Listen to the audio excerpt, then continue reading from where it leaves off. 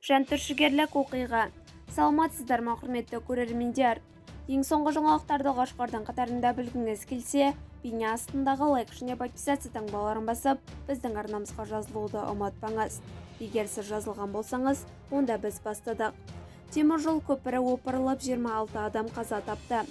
Сәрсенбі күні Үндістанның солтүстік шығысындағы Мизорам штатының Сайран қаласында салынып жатқан темір жол көпірі құлап, кем дегенде 26 жұмысшы қаза тапты, деп хабарлайды бүгін КС порталы Астана ТВ сайтына сілтеме жасап. Тағы 2 адам жарақат алды. Мемлекеттік темір жол басқармасы тексеру бастады.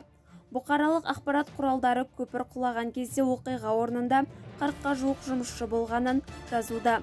Ал полиция 28 жұмысшы туралы хабарлады. Қазіргі уақытта құтқарушылар 13 адамның мәйітін тапты. Іздестіру құтқару операциясы жалғасып жатыр. Бізді бақылауды жалғастырыңыз.